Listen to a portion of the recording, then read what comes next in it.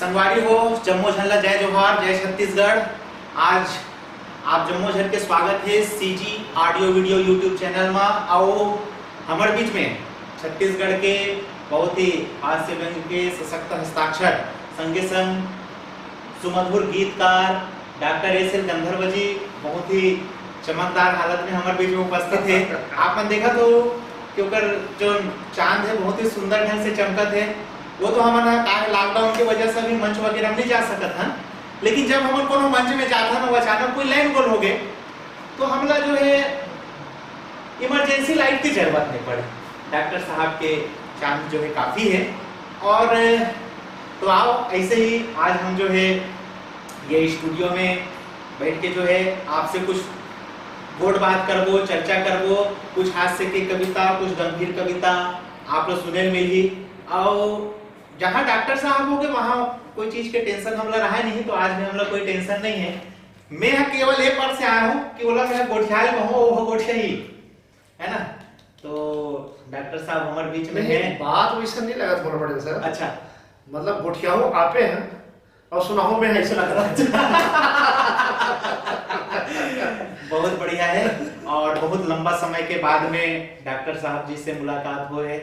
और आज के ये जो समय है उस समय में हम कुछ गोड़ बात करबो वर्तमान परिदृश्य में, और संगे संग आज जो हमारे समाज में जो घटित घटना होते प्रकृति पे सब पे चर्चा करे के प्रयास करबो। कम समय में ज्यादा से ज्यादा चर्चा हो जाए और आप सब लोग जो है एक अच्छा सार्थक संवाद जो है सुने पर मिले।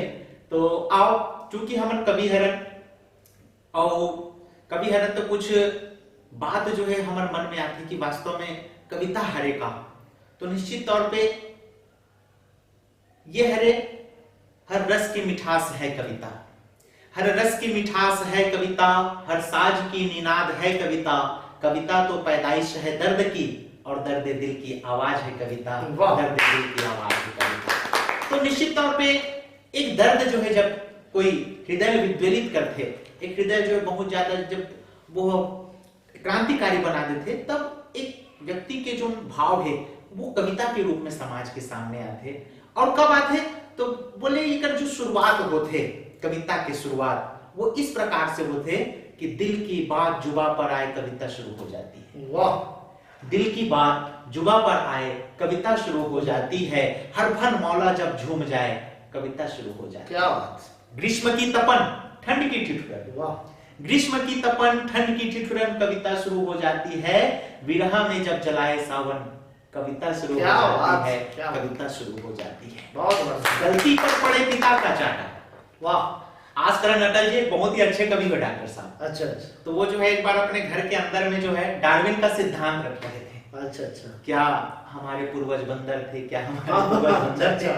तो उसी समय उसके पिताजी अंदर थे घर के।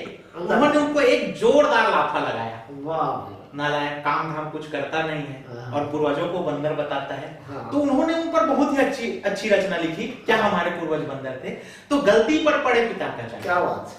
गलती पर पड़े पिता का चाटा कविता शुरू हो जाती है। और सफलता पर जब चूम ले माथा कविता शुरू हो जाती है। क्या बात।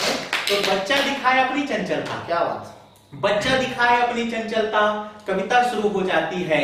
और बरस जाए जब माँ की ममता कविता शुरू हो जाती है, कविता शुरू हो जाती है। तो देश में चले पैसों का लफड़ा।